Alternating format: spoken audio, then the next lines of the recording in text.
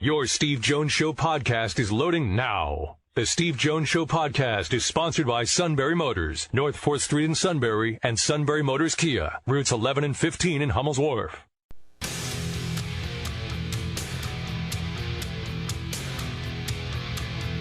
This is the Steve Jones Show on News Radio 1070 WKOK. Now, from the Sunbury Motors studio, here's Steve Jones. Sunbury Motors, 4th Street in Sunbury. Sunbury Motors, Kia, routes 11 and 15, Hummel's Wharf, and online at sunburymotors.com. Ford, Kia, Hyundai, best in new inventory with great warranties.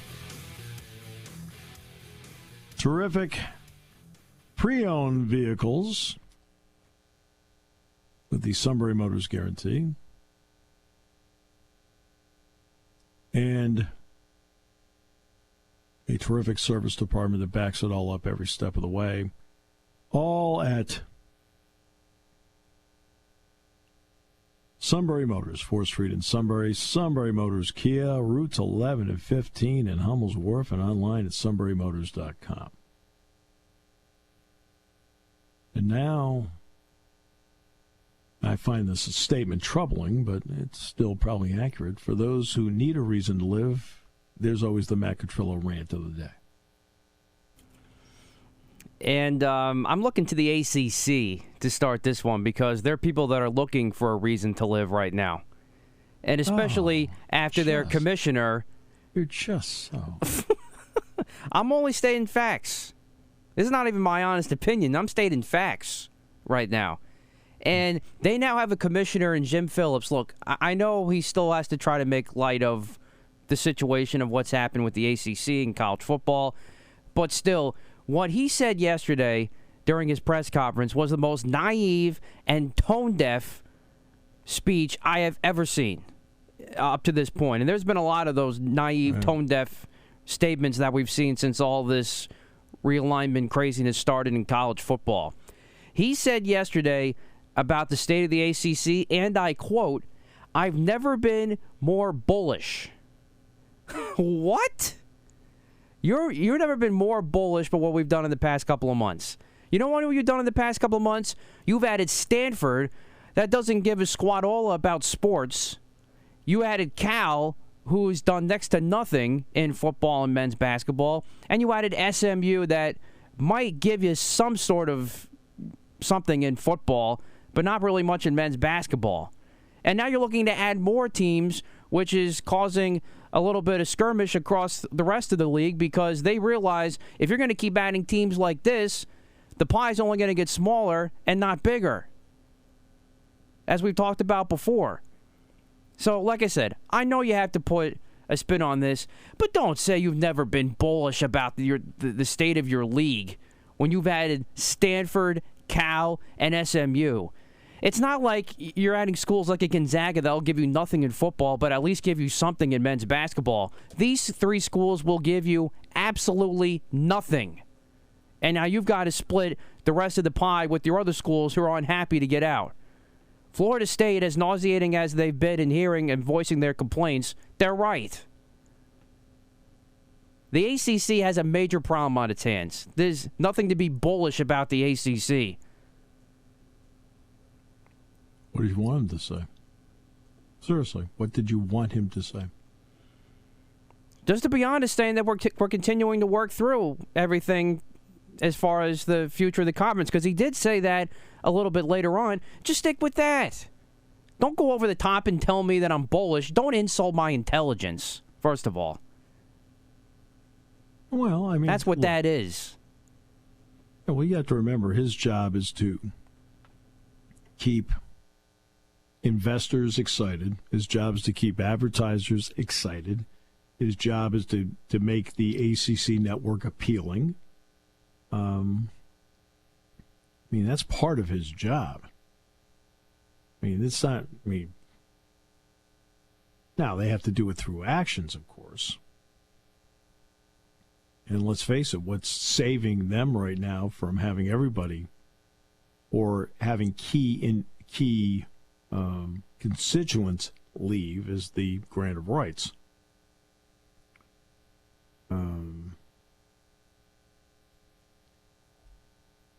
I don't know. I can't really tell if they made these moves to bring in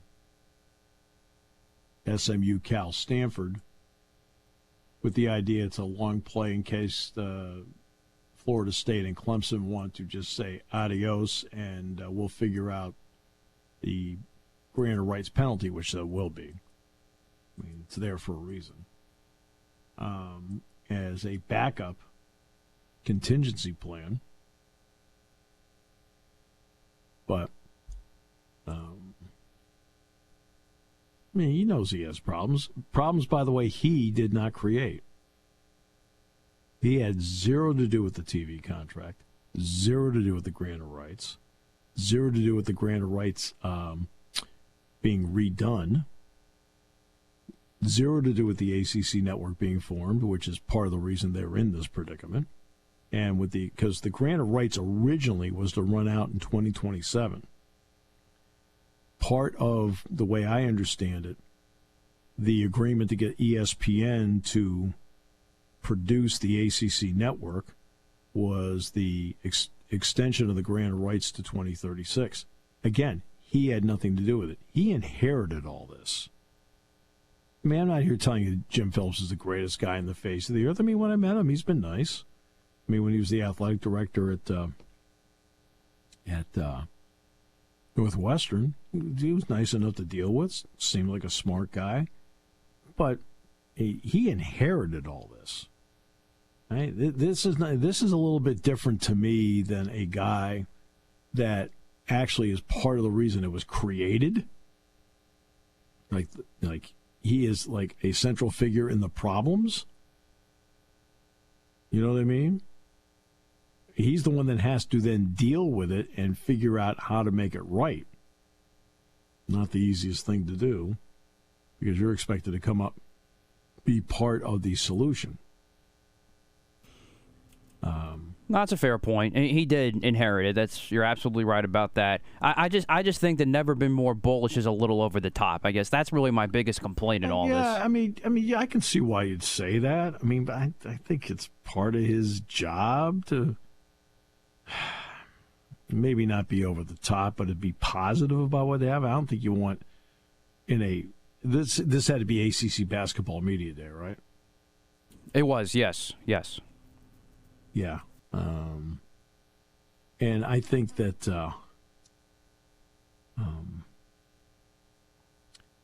and so you get up there and, you're trying to paint, I know, a good picture. How about that? About what's going on. And maybe he's trying to make it sound like it's all rainbows and so forth. Okay, all right, I understand that. I understand where you're coming from with that. But, I mean, what's he supposed to get out there? Well, I'll tell you right now, we're doing everything we can to avert disaster. It's like, okay, well, that's not really the report I was looking for, but that's all right. Okay. You know what I mean? You're like, Okay. Yeah, I get that. He's got to take some sort of positive stance. I just think he just chose the wrong words. Yeah, he may have, and it's if it came from a written text, that's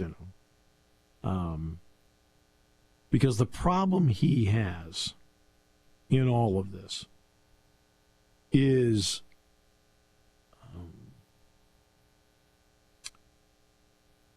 that there's no way outside of the college football playoff expansion for him to get more money into the coffers of his schools.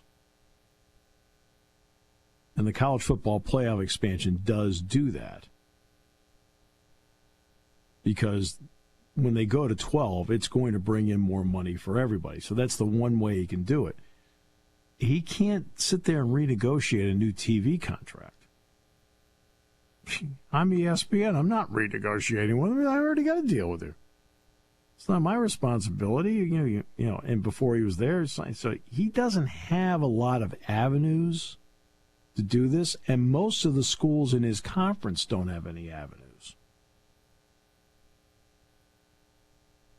In other words, say there's a breakup with the ACC. Let's say it were to happen.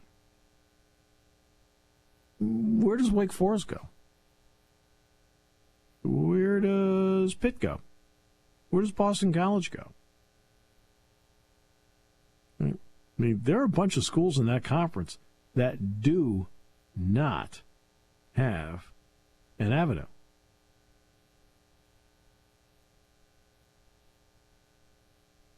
Right? I mean, they just don't. No question. And there are others that, would have some options, maybe not as attractive as their fan bases think they are, but they would have some options. And I don't know. He's got different factions there that he has to deal with along the way. So part of the message he's sending out is to advertisers. Part of the message is he's sending out to the media. Part of the message is he's sending out to his individual schools. Well, that's not the easiest thing to do when you're trying to take care of so many constituencies at once. That's a big issue. It's a lot of constituencies to take out.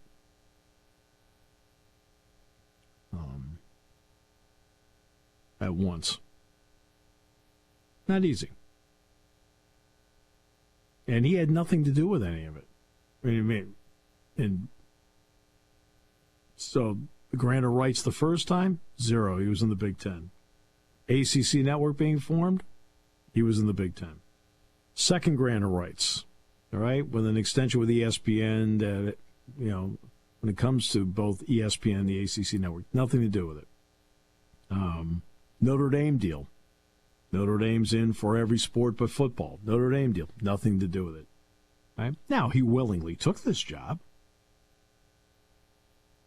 He willingly took it. And the responsibilities that go with it.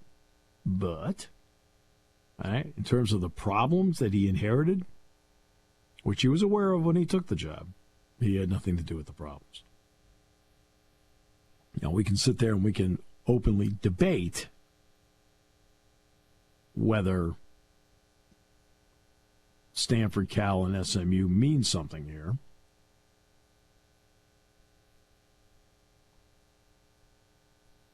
But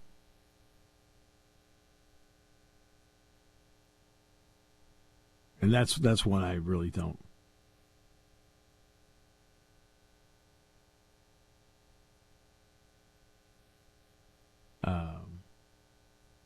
We can debate the value of those three, but everything else, not his doing, but is now his responsibility.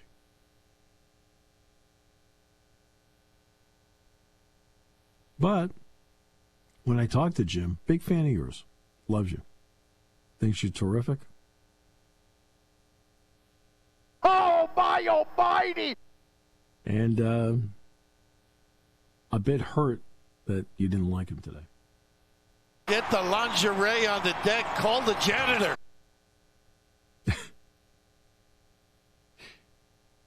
There you go.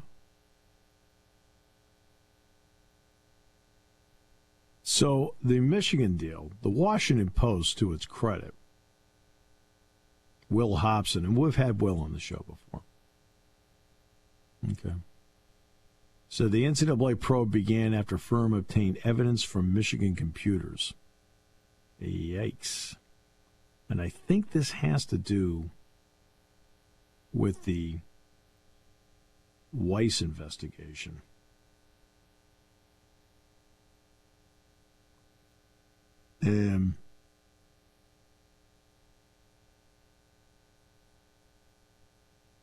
There was a budget of $15,000 with scouts attending in person more than 40 games played by 10 different opponents. 8 trips were scheduled involving Ohio State, the most for them, each trip costing about $3,000 with tickets prices included. And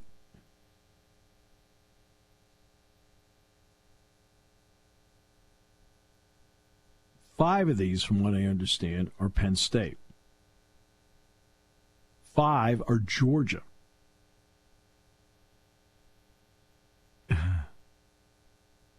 Because they might play them in the playoff.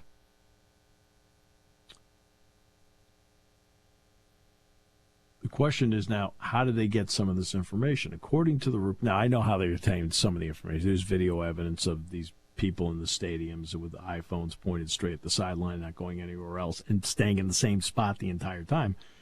It's pretty obvious. Okay. But what has tipped people off? Well, according to the report from the Post, and this is their baby, and let's give Will a lot of credit. I mean, he did some excellent reporting on this. The outside firm's investigation was coordinated with people knowledgeable about Michigan football's scouting operations. Is it possible someone from inside the Wolverines program is the whistleblower? And they said maybe. Okay.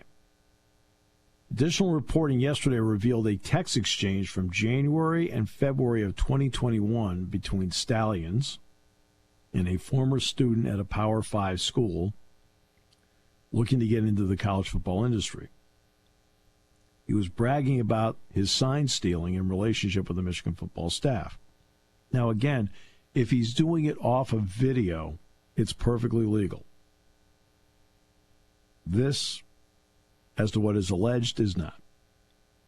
Stallions mentioned a Google document more than 550 pages in length called the Michigan Manifesto, which contained a blueprint aimed at assisting the Wolverines and eventually leading the program himself. Oh, boy.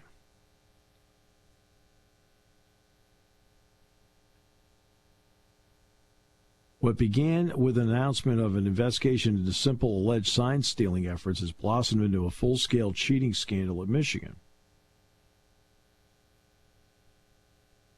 Now, the Big Ten can investigate themselves because there is a sportsmanship policy in the Big Ten. It has not happened yet, just so you know. But the Big Ten can take action if they want.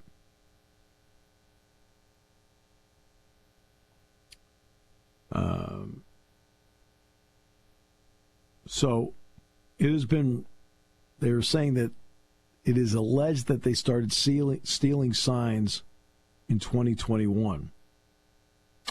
Michigan is 22-1 in conference play since that allegedly started.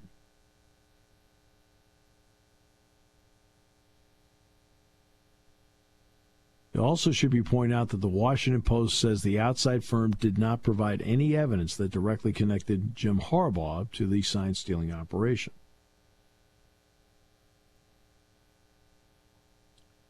Said everyone's talking about the NCAA with Michigan right now, and according to Josh Pate, Late Kick host, also does a lot of great work for CBS. I'm telling you, that's in the distance. That's 2024 at the earliest before you ever get any punishment. And if you do, I'd be more concerned about what the other two entities will do to me, meaning the college football playoff and the Big Ten. My own conference, because there are mechanisms that they can use to act on swiftly if need be. And the College Football Playoff Committee can say, you know what? No. So that's an angle I thought of as soon as I started reading the story. First college football playoff rankings, by the way, come out next Tuesday on Halloween.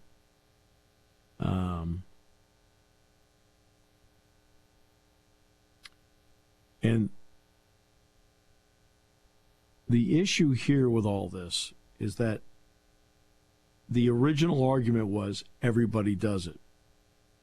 Well, everybody does attempt it. I mean, I would be confident. I mean, in fact, I'd be upset if didn't have members of my staff looking at tapes to try and figure out if there's any patterns to them, if I can see them on the tapes, right? I mean, right? You'd feel that way. When, Matt, you're running the thing, if I can legally, under the rules, look at an all-22 or look at a TV tape and I can pick up some stuff, to me, it's that, everybody acknowledges that's fair game. Absolutely. I did it in high school, and when for playing baseball, I would try to sign steal the third base coach all the time during games. Right. Exactly. So guess what? Hey, everybody is at least trying to figure out something when it's visible. I'll tell you, all 22s, where you're looking, you get 2 views of every play, sideline and end zone, are shot very tight. You're not going to get much out of that. You actually get more out of a TV tape because they're not thinking about such stuff. They're giving you wider views sometimes.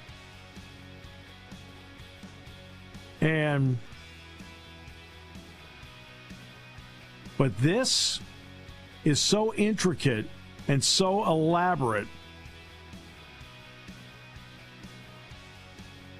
It goes way beyond the line.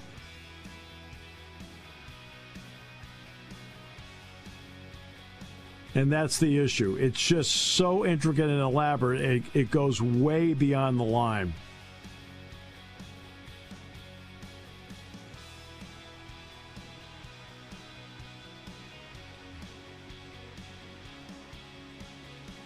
I mean, at one point, the Sioux was accused of stealing signs, but they were stop signs, yield signs. There's something to be said about a sale with a handshake, a service technician who really knows what he's doing. They can explain it in English what the problem is. There's nothing better than having that friend you could trust in the area. That's Sunbury Motors, where you get selection, knowledgeable salespeople, and prices that fit your budget, and more important, that friend you can trust. Welcome to Sunbury Motors, Kia, Ford, and Hyundai. You could shop other dealers and compare prices, but at Sunbury Motors, you get their lowest price promise. They research the current used vehicle market and guarantee their used car prices are the lowest. If you find a lower price, Sunbury Motors will beat it. 3 dealers all in one. See their full new and pre-owned inventory at sunburymotors.com. Pick out a vehicle you like and schedule your test drive online. Follow them on Facebook. Sunbury Motors Ford and Hyundai, North 4th Street, Sunbury, and Sunbury Motors Kia, routes 11 and 15 in Hummel's Wharf.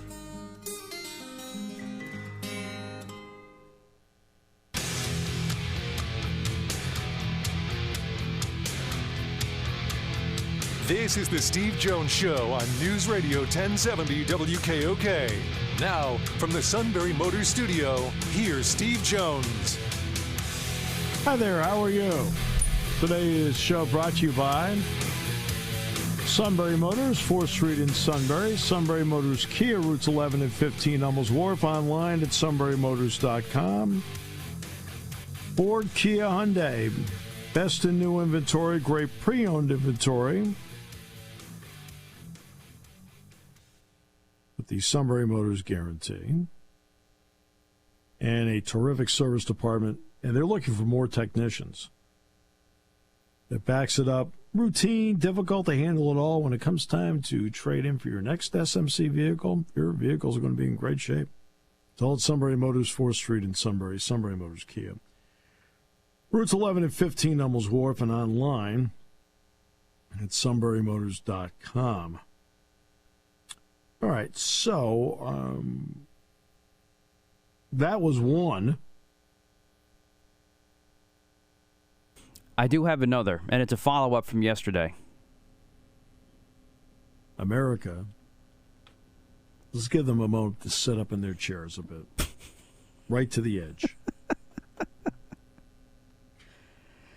So, you asked me yesterday if I was going to be watching Victor Wembanyama's debut with the Spurs, and I said I wasn't sure. But I decided to watch the game. I ended up watching most of the game last night. Okay. So, his overall performance, it wasn't terrible, but it was not great. And I certainly did not come away thinking that he's better than LeBron James at his young age, like Brian Windhorst of ESPN said yesterday, which was the first part of this rant. So, early in the game, he gets his first three-pointer. Okay, great, blah, blah, blah, gets that. But then afterwards, he does next to nothing in the first half because he has 5 fouls in 16 minutes of action. Mm-hmm. Are you serious? I get it's his first game, but 5 fouls in 16 minutes is atrocious for a guy with supposed to be his stature of skill and size. That's horrendous. So there's that.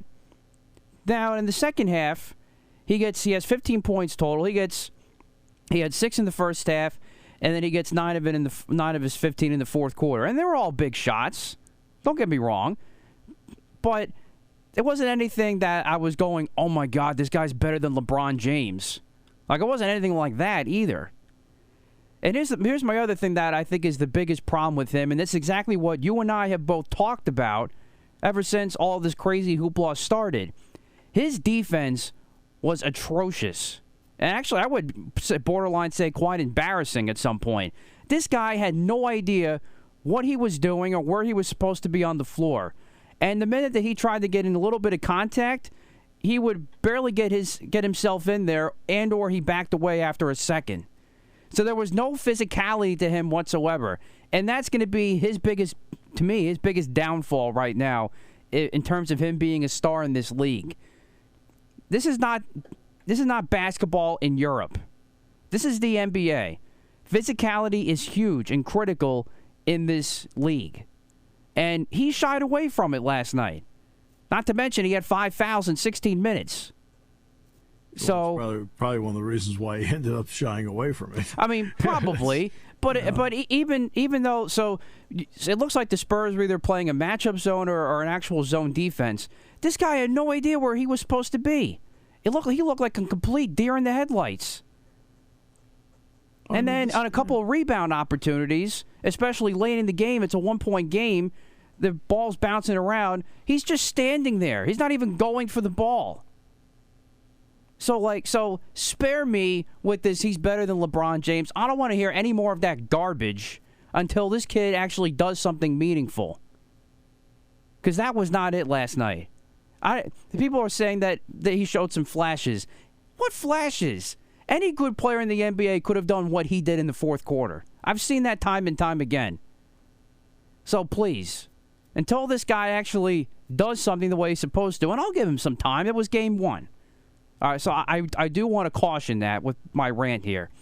But let's just say he's not off to the greatest start because, as we also talked about yesterday, he was not very good in Summer League either.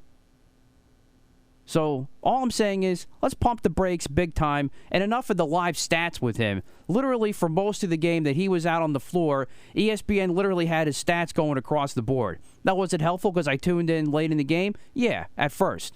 But then I don't need to read it like live stats. If you want to pop it up every once in a while, okay, fine. But I don't need to have it going every 5 seconds. Like, please. Yeah, look, this is ESPN. Oh, no question. That is nothing to the fault of the kid. That was ESPN's part. That was the other thing that irritated me there. But there you go. As you know, there's some things I think they do extremely well, and I'll say it. Like the Little League World Series, I mean, they couldn't be any better at doing that. And there are other things they don't do well. They're not very good on baseball. Like, okay. They're okay on hockey. I mean, take the theme music out, which is terrific. But TNT's better in hockey than they are. In terms of presenting it. Camera angles, things like that, ideas. Not like the announcers are fine. Sean's terrific. Ray Ferraro, Emily, they're great. Studio's like all the other studio shows ESPN has. It's but like stuff like this, you know what? I'm not surprised. You know, they'll go over the top, and Wembanyama is considered to be the future face of the league. Well, guess what's also in the future? TV contract renewal. Right? Correct. And that is something I'm sure that is being talked about in the hallways up there. Let's make sure we present all this and him in such a way where, like, we'll put a big-time competitive bid in, and they're going to want to stick with us because of the way we present it on top of the competitive bid. Right? So the rest of us are going to have to endure it.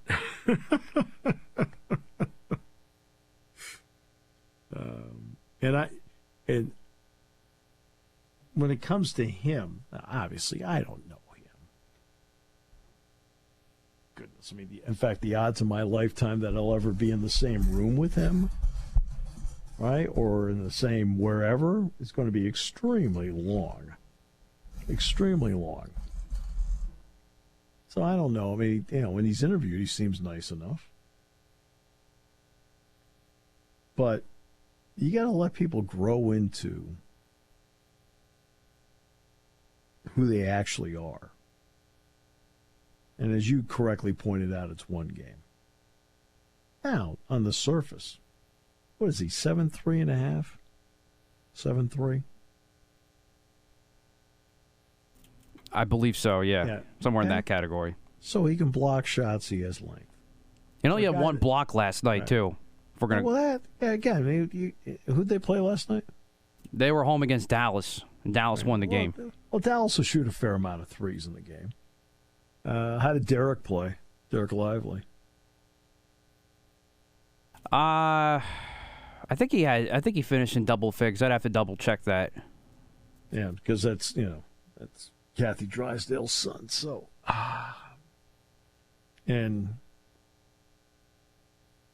but he's 7'3". He's got length, so he can block some shots.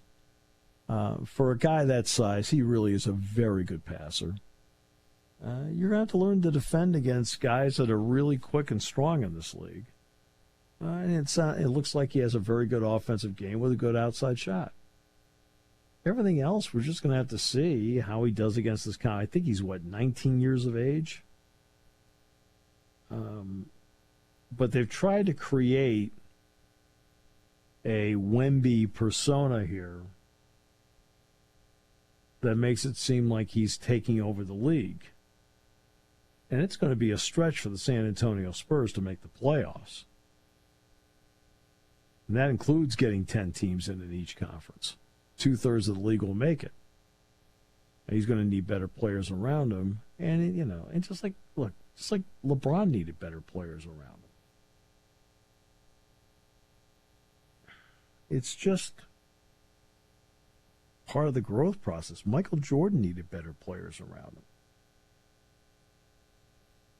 Jordan did everything he could up to a point, but then they finally added in Scottie Pippen, and and that made a big difference. Horace Grant got better. Right? Then eventually, the second run through, they added in Dennis Rodman. When they started adding other parts around him, then Jordan, who was doing so much himself, then the entire dynasty of the Bulls came into being because now there were more options, which then made it more effective. And Jordan wasn't hesitant about passing off to John Paxson for the final shot to win a series. He wasn't hesitant to passing off to Steve Kerr for the final shot of a series because he knew they could do it. But when you have nobody around you, like when he beat Cleveland, he didn't really have as many options, so he beat Cleveland and went over Craig Elo himself. Great play, great shot. But everybody needs people around them. Larry Bird, when they added in Parrish and McHale and that deal with Golden State, right? Changed then they added in Dennis Johnson, then suddenly the Celtics were a great team again, right? Magic had Kareem, and then they drafted James Worthy, and they had Michael Cooper and Byron Scott. He had a lot of great people around him, right? It makes a big difference. Wembanyama doesn't have anybody around him, so it's going to take a while for us to even get a feel as to where he is in his career. As a one-man show, he's not going to be enough to overcome anybody. And the key is, in being a one-man show, don't develop bad habits trying to do it yourself.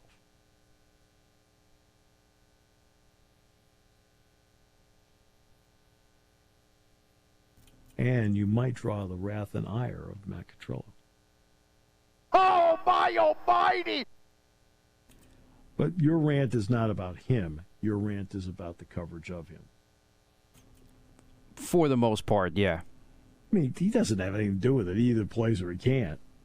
I mean, you know what I mean? It's like he can only do what his performance can do, right? And if he's good, not great, he's good, not great. Okay, that's fair enough. But he's not the one sitting there and proclaiming to the world he's the greatest. He has not said that. He's not the one bragging about himself. I haven't heard him say one thing about himself really ever. No, he's actually very mature, which I give him a lot of credit for. It's everybody else that's bragging about him.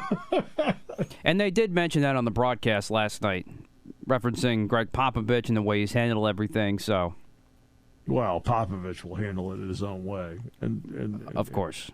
And he, and believe me, you can't win like he's won over his lifetime, and not.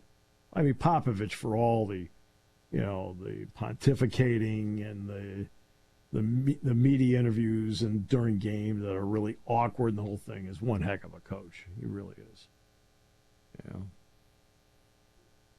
Lively actually had a double-double in 31 minutes last night. 16 and 10, 7 of 8 shooting, also had an assist. Well, I knew Kathy was going down to those games. She told me, I saw Kathy 2 weeks ago. So she was going down. You see him now. I remember when he was a little kid. Can't imagine a guy that size as a little kid. But I remember when he was like, holy mackerel. Now you think of him now. Because, he could be over at the back gym of the Jordan Center, shooting around. And it was like, hey. Well, that's a heck of a debut, though. He's a good player.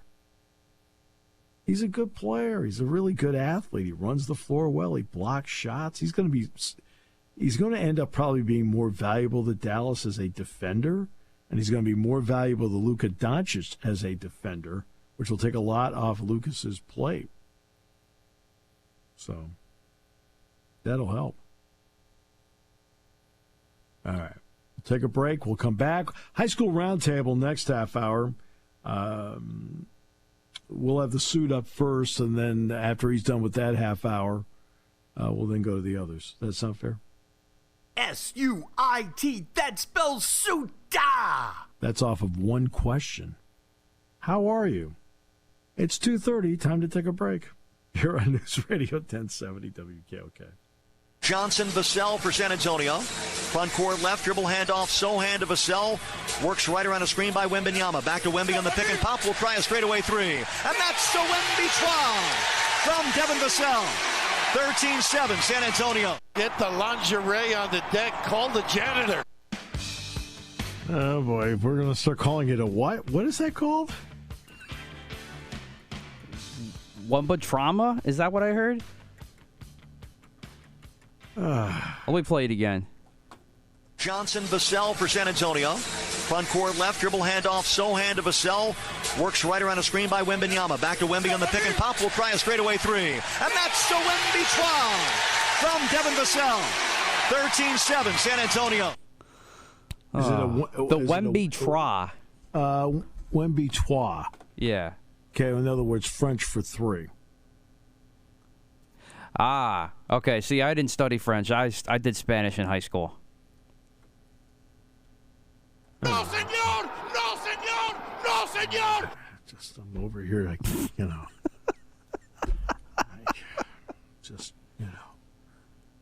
try to enter the job well-rounded.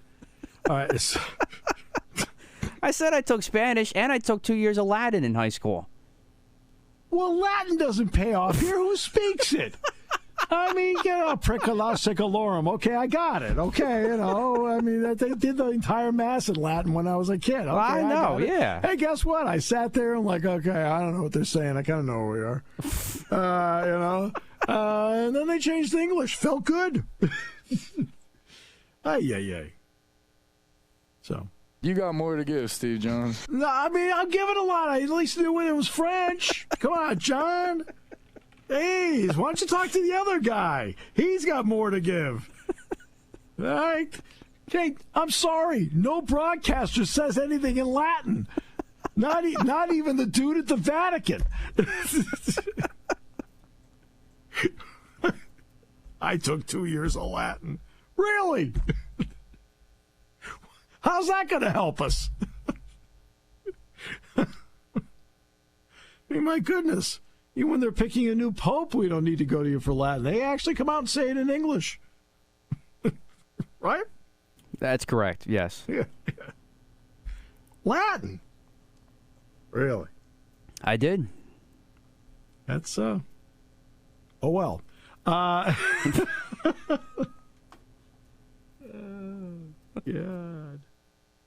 Yeah.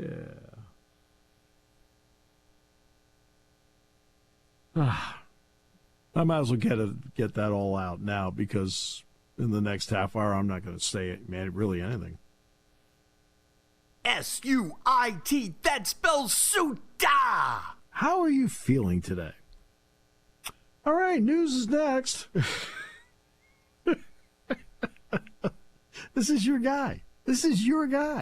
And we may or not hear any complaints about going up to Colgate this week, because that's Bucknell football's next game. And he has to go on the dreaded trip up to Hamilton, New York. How many hours is that? I believe it's like a 4 or 5 hour drive, but the problem is a lot of it, like once you get into New York, you're only on like a 2-lane road, like a plain two-lane road, and not a highway, and that's why everybody hates the drive up there. Yeah, so it's not just him, but he complains about it the most. He complains about everything. I mean, next week I am going to have to drive to Maryland, so I already know that. But the circumstances are awful and so forth. There's a funeral that I have to go to next Friday. So, and it's one of those I need to be there. So then the team's leaving at like at noon, so I won't be able to leave until 2 o'clock, so I'm going to drive. But that's about the extent of it. It's, sure it's the Beltway, sure there's traffic, whatever.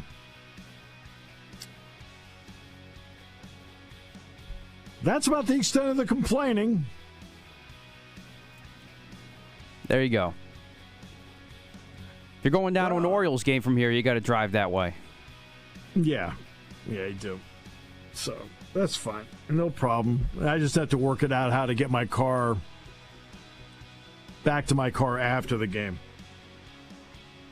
Because I'm not going to drive the car into the game, because we need the parking pass for Bob Taylor, the engineer.